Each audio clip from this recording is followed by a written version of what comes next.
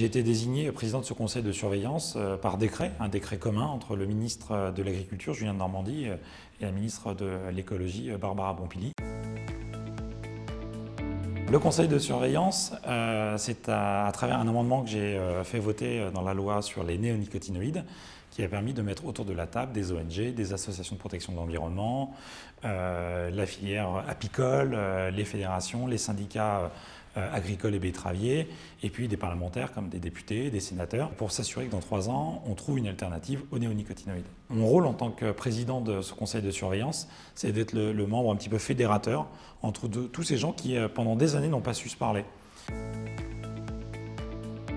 Déjà, c'est une première. Avant, il n'y avait pas de conseil de surveillance. On interdisait, et puis on se revoyait 2 ans, 3 ans, 4 ans après pour savoir si quelqu'un avait trouvé une solution.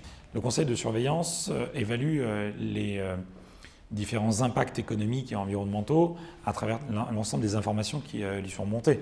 Et on essaie de trouver le bon équilibre afin de trouver une alternative qui réponde à l'ensemble de ces demandes, à l'ensemble de ces critères, à l'ensemble de ces craintes.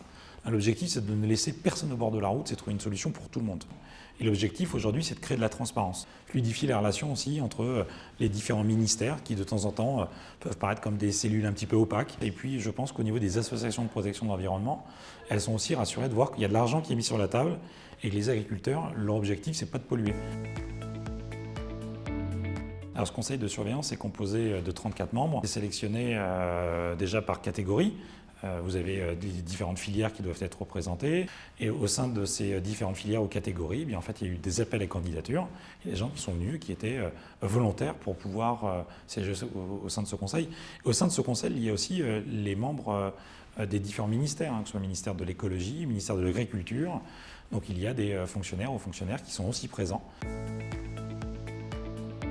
Alors, le conseil de surveillance se réunit tous les 3 mois, une fois à Paris et une fois directement sur le terrain. Donc je me déplace avec tous les membres et on va contrôler sur le terrain qu'une alternative ou une proposition, elle est réellement applicable pour les agriculteurs.